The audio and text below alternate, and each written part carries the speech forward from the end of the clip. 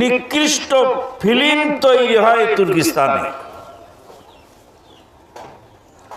কোন মুসলিম কান্ট্রি এখনো পর্যন্ত সেই বিকৃত রুচির যৌনতাকে স্বীকৃতি দেয়নি, কিন্তু এই তুর্কিস্তানে সেটা স্বীকৃতি পেয়েছে। সম্মানিত উপস্থিতি,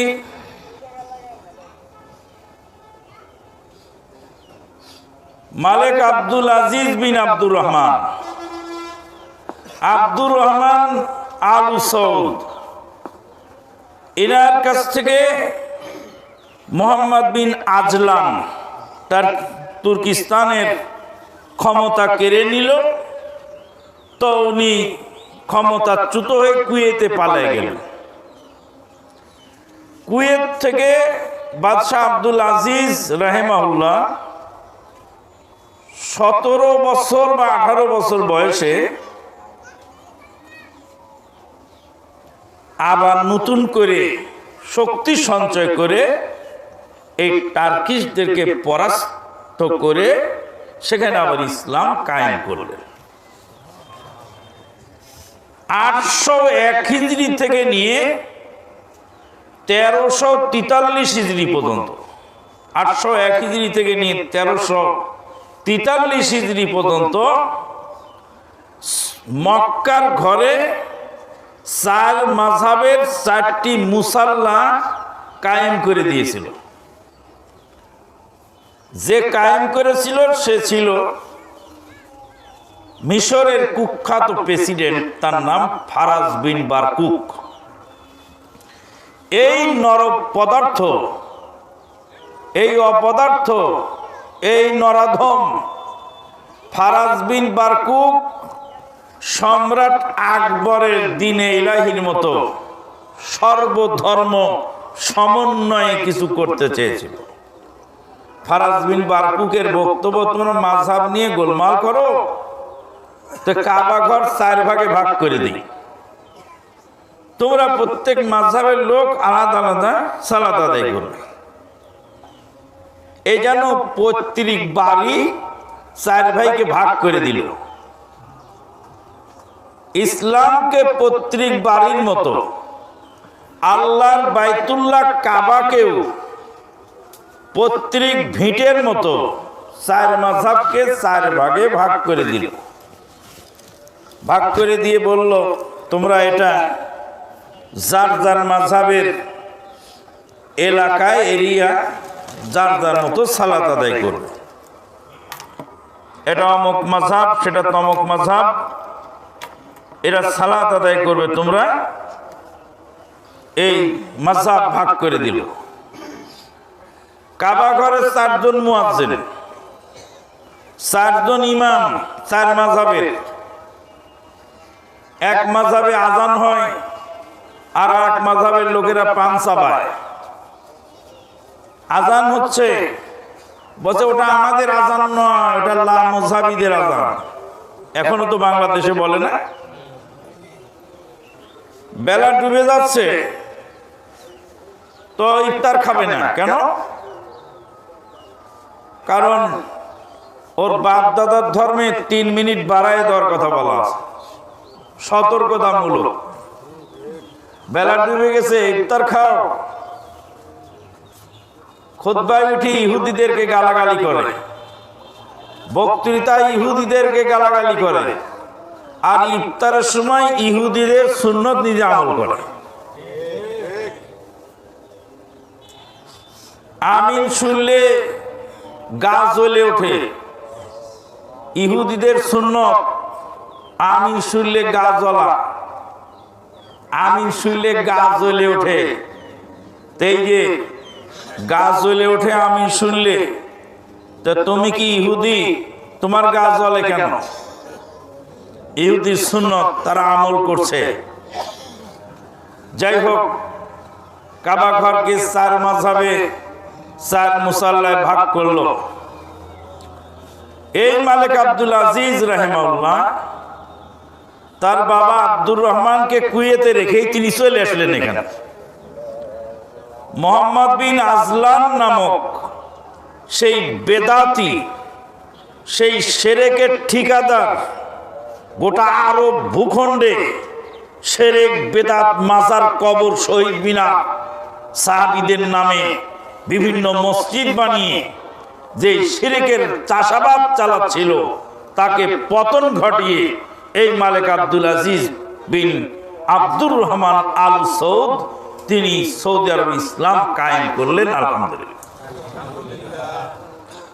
অনেকে না বুঝে বলেন সৌদি আরবে তেলের কারণে ধনী হয়েছে। সৌদি আরবে তেল পেয়েছিল দ্বিতীয় বিশ্বযুদ্ধের পরে। তেলে তাদের সমৃদ্ধি আসে নাই, সমৃদ্ধি এসেছে যখন তাওহীদ তারা মেনে নিয়েছে তখন। আল্লাহ পাক বলছেন, আউযু বিল্লাহি মিনাশ শাইতানির রাজিম, ওয়ালাউ আন্না আহলাল কুরা আমানু ওয়াত্তাকাউ লাফাতাহনা আলাইহিম বারাকাতিম মিনাস সামাই ওয়াল আরদ। যদি জনপল্লীর লোকেরা ঈমান আনে আর আল্লাহর উপরে তাকওয়া অর্জন করে, লাফাতাহনা আলাইহিম বারাকাতিম মিনাস সামাই ওয়াল আরদ, মিনাস সামাওয়াতি ওয়াল আরদ, অবশ্যই আসমান এবং জমিনের বরাকাতের দরজা তাদের জন্য খুলে দেব। সৌদি আরবকে আপনি গালিগালাজ করেন আর মনে মনে ভাবেন যে এই সরকার পতন হয় না কেন, এরা ফকির হয় না কেন? কিন্তু আল্লাহ তো তাদেরকে ফকির বানাবেন না। মদিনার অদূরে নতুন আবার একটা স্বর্ণের খনি, বিশাল স্বর্ণের খনি আল্লাহ পাক তাদেরকে দিয়ে দিয়েছে। যারা শিরক বেদাত করছে, যারা অপকর্মে লিপ্ত হচ্ছে, বিকৃত যৌন চর্চাকে অনুমোদন দিচ্ছে, তাদেরকে আল্লাহ পাক ঘন ঘন ভূমিকম্পের মাধ্যমে শিক্ষা দিচ্ছে। তারপরে মানুষের লজ্জা শরম হয় না। সম্মানিত উপস্থিতি, আল্লাহ নবী সাল্লাল্লাহু আলাইহি ওয়াসাল্লাম বলেন, আস-সাঈদু মাউইদা বিগাইরিহি ওয়াশ-শাকিয়ু মান শাকিয়া ফি বাতনি উম্মিহি। সৌভাগ্যশীল সেই যে অপরকে দেখে শিক্ষা গ্রহণ করে, আর দুর্ভাগা তার মায়ের পেট থেকে দুর্ভাগা হয়ে জন্মগ্রহণ করে। এই তুর্কিস্তানের ভূমিকম্পে সেখান থেকে আমরা অনেক কিছু শিখলাম। সেই শিক্ষণীয় 3টি পয়েন্ট আমি উল্লেখ করব, অতটা বলার সময় আমার হাতে নেই, হবে না। একটা শিক্ষণীয় হলো 3টা হাই রাইজ বিল্ডিং এর মালিক 45 সেকেন্ড আগে ছিল সে 3টা অট্টালিকার মালিক, 45 সেকেন্ড পরে হয়ে গেল পথের ফকির। শরণার্থী শিবিরে তার হাতের মধ্যে 3খানা রিলিফের রুটি, 3টা রুটি নিজের টাকার নয়, রিলিফের রুটি। 3 অট্টালিকার মালিক 45 সেকেন্ড পরে 3খানা রিলিফের রুটি তার হাতে। তাও নবীর হাদিসের ভাষায় সে রুটি তার নিজের নয়। নবী সাল্লাল্লাহু আলাইহি ওয়াসাল্লাম বলছেন, যেটা খেয়ে তুমি হজম করে ফেলেছো ওটা তোমার, আর যেটা তোমার হাতে আছে এটা এখনো অপরের হতে পারে। সুবহানাল্লাহ, আশ্চর্য হয়ে যাবে। আমার মেজো চাচা মারা গেলেন, রাজশাহী থেকে আসলাম আমি দাফন করাবো, জানাজা পড়লাম, দাফন করলাম, এবার খাবার দিল কবুতরের গোশত দিয়ে ভাত দিল। আমি বললাম, মরা বাড়িতে আবার কবুতর রান্না করলো কেনা? যে বাড়িতে মানুষ মারা যায় সে বাড়িতে কবুতর রান্না করে কে? কবুতরের গোশত তোমরা কোথায় পেলে আজকে? চোখের পানি ছেড়ে দিয়ে উপস্থিত যারা ছিলেন তারা বললেন, আপনার চাচা কবুতরের গোশত দিয়ে ভাত খেতে চেয়েছিল। কবুতর রান্না করা হয়েছিল, ভাতও রান্না করা হয়েছে। আপনার চাচা বাথরুম থেকে এসে মুখে হাতে পানি দিয়ে কবুতরের গোশত দিয়ে ভাত খাবেন, ঠিক বাথরুম থেকে এসে ঘরে ঢুকতে গিয়ে ওখানে মৃত্যুর কোলে ঢলে পড়লেন। কথা বোঝা যায়? কবুতরের গোশত যার জন্য রান্না হলো ওটা ওনার নয়, তো ওই জন্য উনি খাওয়ার আগেই মৃত্যুর কোলে ঢলে পড়লেন। যার নসিবে ছিল সে খেলো। রাসূলুল্লাহ সাল্লাল্লাহু আলাইহি ওয়াসাল্লাম বলছেন, যেটা খেয়ে তুমি হজম করে ফেলেছো সেটা তোমার, আর যেটা এখনো খাওয়া বাকি আছে এটা তোমার নাও হতে পারে, এটা অপরেরও হতে পারে। আর যে কাপড় পরে তুমি ছিঁড়ে ফেলেছো এটা তোমার, যেটা পরে হক আদায় করে ছিঁড়ে শেষ করে ফেলেছো এটা তোমার, আর যেটা এখনো তোমার গায়ে আছে ওটা তোমার নয়। এখন তোমার মৃত্যু হয়ে গেলে তোমার গা থেকে খুলে আবার কাউকে দান করা হবে ওটা। কথা কি বোঝা যায়? তাহলে ওটা তোমার নয়, এখনো তোমার হয়ে সারেনি যদি তুমি পরে ছিঁড়ে ফেলতে পারো। আর যেটা দান করেছিলে সেটা তোমার। তাহলে একটা শিক্ষণীয় পেলাম যে 3 হাই রাইজ বিল্ডিং এর মালিক 45 সেকেন্ড পরে ফকির হয়ে গেল। কিসের অহংকার, কিসের এত দাপট, কিসের এত কথা?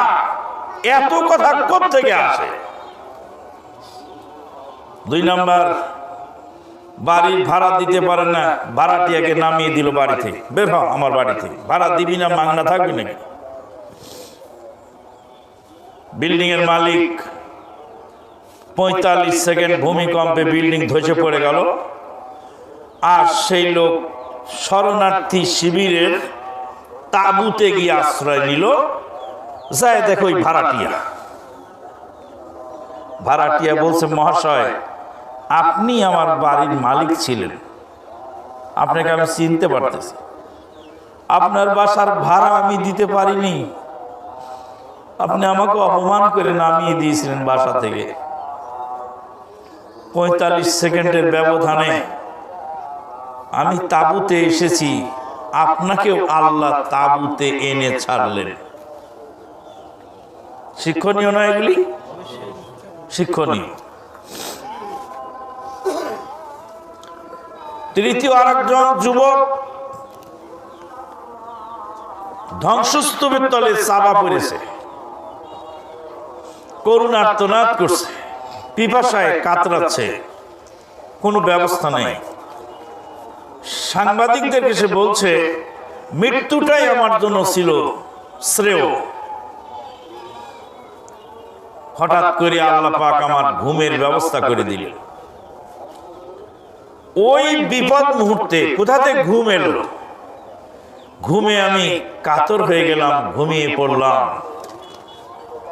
সেই মুমূর্ষ অবস্থায় ঘুম থেকে উঠে দেখি আমার আল্লাহ আমাকে পরিতৃপ্ত করে দিয়েছেন, কোনো পিপাসা, কোনো খাদ্যের চাহিদা আমার বাকি নেই। আউযু বিল্লাহি মিনাশ শাইতানির রাজিম। ফালইহযারিল্লাযীনা ইউখালিফুনা আন আমরিহি আন তুসিবাহুম ফিতনাতুন আও ইউসিবাহুম আযাবুন আলীম। ফিতনা থেকে বাঁচতে হলে ফিতনাটা জানা জরুরি। কঠিন কঠিন ফিতনা আমাদের সামনে এসে হাজির হচ্ছে। ফিতনা কোনটা বলবার কোনটা ছাড়বো? আল্লাহর নবী সাল্লাল্লাহু আলাইহি ওয়াসাল্লাম শেষ নবী। আল্লাহ পাক বলছেন, মা কানা মুহাম্মাদুন আবা আহাদিম মির রিজালিকুম ওয়ালাকিন রাসূলুল্লাহি ওয়া খাতামুন নাবিয়্যিন ওয়া মা কানা মুহাম্মাদুন আবা আহাদিম মির রিজালিকুম। মুহাম্মদ সাল্লাল্লাহু আলাইহি ওয়াসাল্লাম তোমাদের মধ্যকার পরিণত বয়সের কোন পুরুষের পিতা নন, তিনি খাতামুন নবিয়্যিন, আল্লাহ ওয়ালাকিন রাসূলুল্লাহ, তিনি হলেন আল্লাহর রাসূল এবং নবুয়তের সিলসিলার পরিসমাপ্তিকারী। আল্লাহর নবী সাল্লাল্লাহু আলাইহি ওয়াসাল্লাম বলেন, আনা খাতামুন নবিয়্যিন লা নবিয়্যা বাদি, আমার পরে কোনো নবী আসবে না। 30 জন ভণ্ড প্রতারক মিথ্যুক নবী দাবি করবে। তার মধ্যে সাহাবায়ে কেরামের জামানায় 2 জন ছিল, একটা ছিল আসওয়াদ আল আনাসি আর একটার নাম ছিল মুসাইলামাতুল কাজ্জাব। এই ভণ্ড মুসাইলামাতুল কাজ্জাবকে ইয়ামামার যুদ্ধে হত্যা করেছিলেন ওয়াহশী বিন হারব রাদিয়াল্লাহু তাআলা। ওয়াহশী বিন হারব রাদিয়াল্লাহু তাআলা আনহু যখন মক্কা বিজয় হয়ে গেল, রাসূলুল্লাহ সাল্লাল্লাহু আলাইহি ওয়াসাল্লাম মক্কার বাসিন্দাদেরকে জিজ্ঞেস করলেন, তোমরা আমার কাছে কি ব্যবহার আশা করো?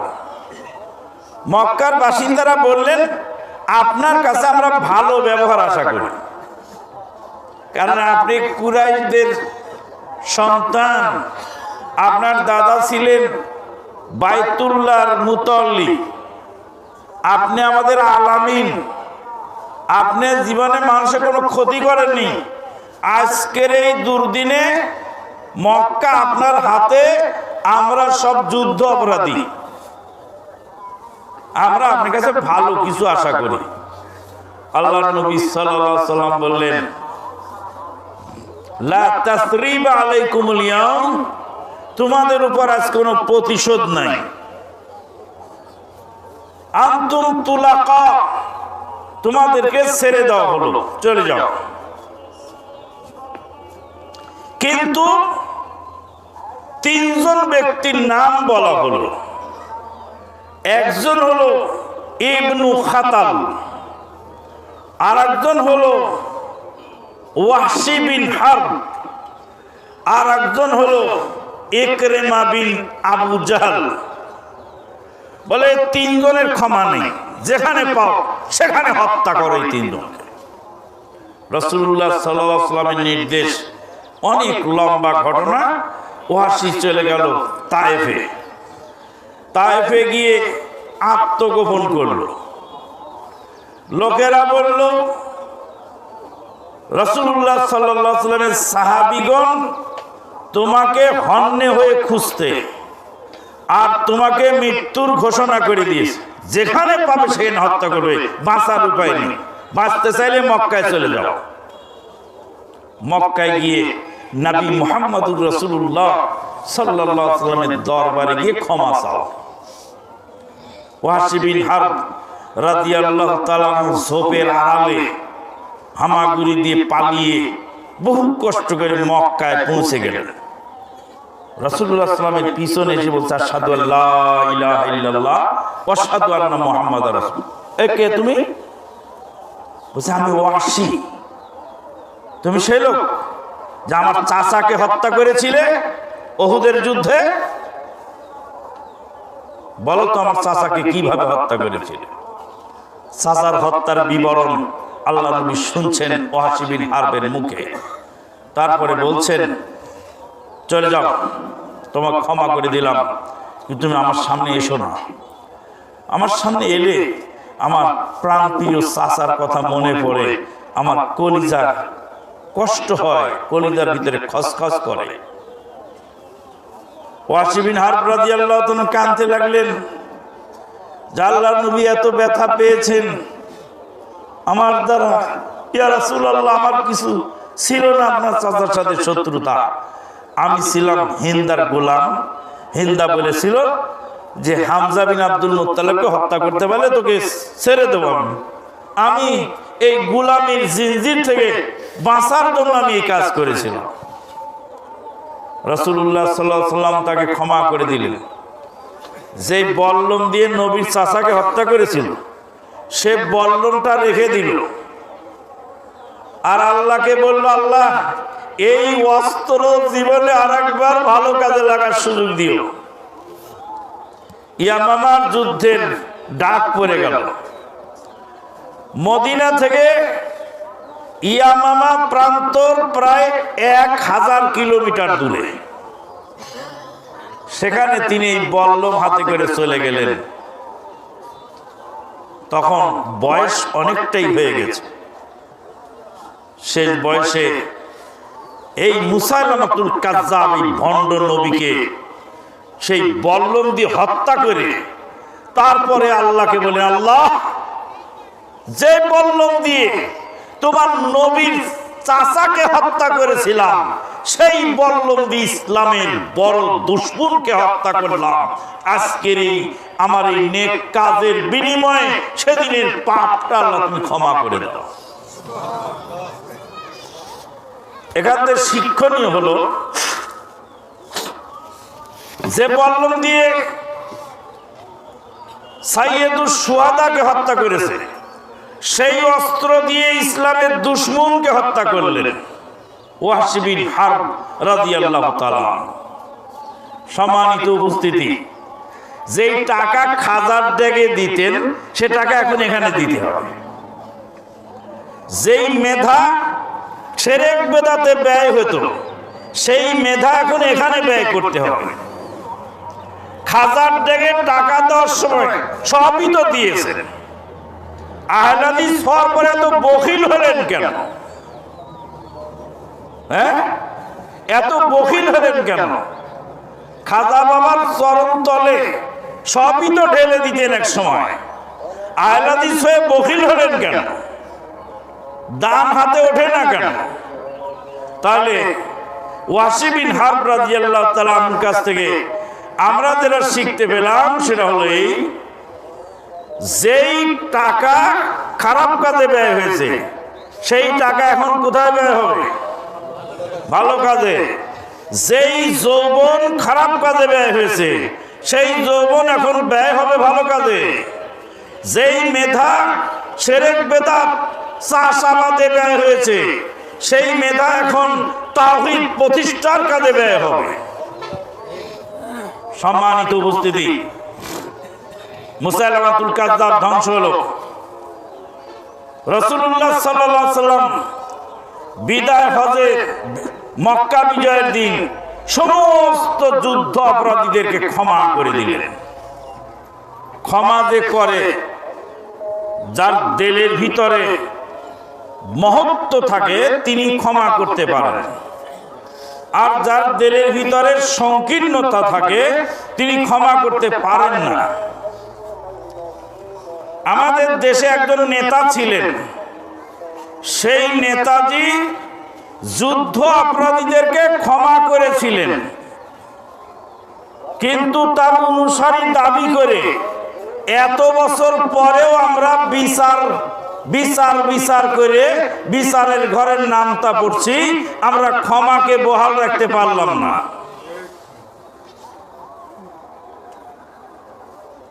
অমুক নেতার আদর্শের নেতা কর্মী আমি প্রচার করে বেড়াই, কিন্তু আপনার নেতা ছাত্র জীবনে খালি আপনার নেতা নয়, তিনি আমাদেরও নেতা, সবার নেতা, এদেশের সব মানুষের নেতা।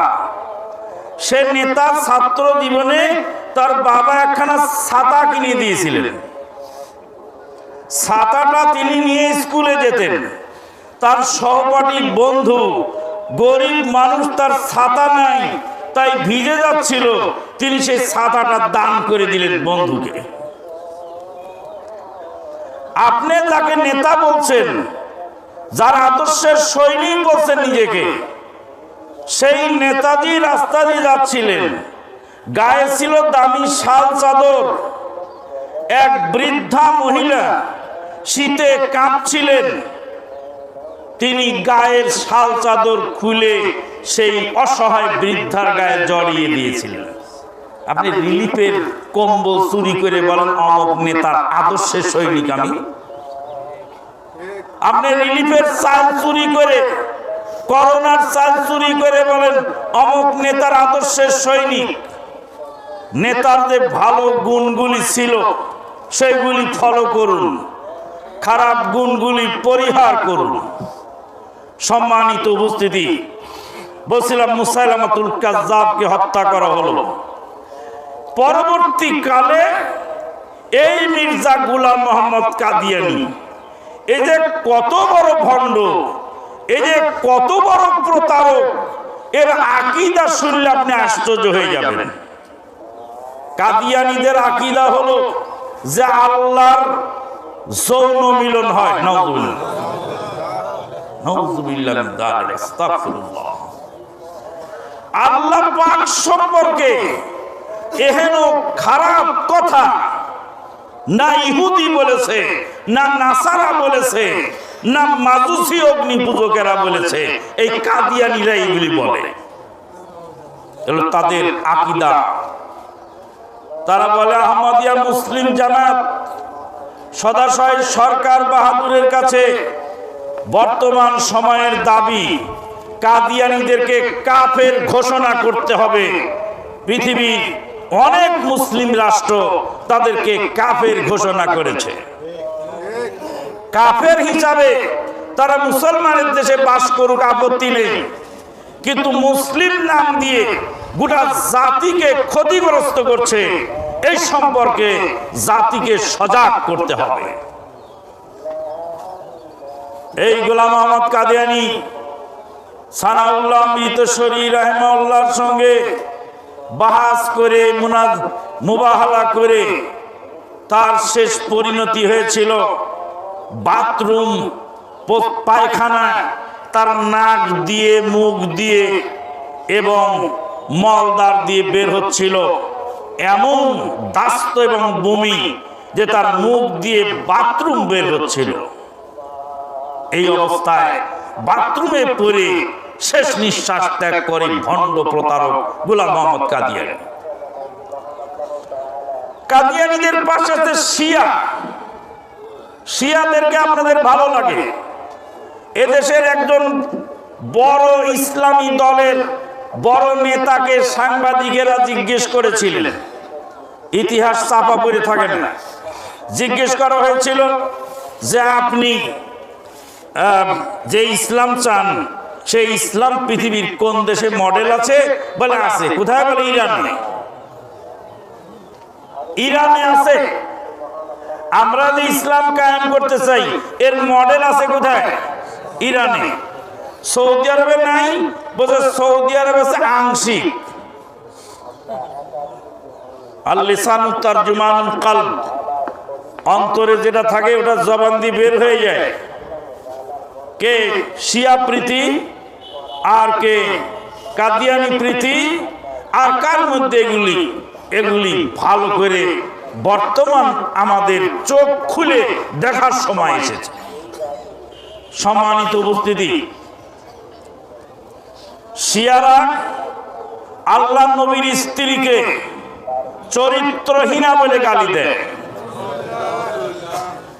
সিদ্দিক আকবর আবু বকর সিদ্দিক রাদিয়াল্লাহু তাআলা নামে পাঁঠা বলি দেয়। সাহাবীদেরকে কাফের বলে। এরা হলো শিয়া। এই শিয়ারা যারা গুলাতুশাইন চরমপন্থী শিয়া, তারা কশিন কালে মুসলিম হতে পারে না। শিয়াদের মধ্যে একটা দল আছে যার নাম জাইদিয়া। এই জাইদিয়ারা আহলে সুন্নাত ওয়াল জামাতের কাছাকাছি, আর যারা ইমামিয়া এরা আহলে সুন্নাত থেকে অনেক দূরে। এটা তাহলে একটা গেল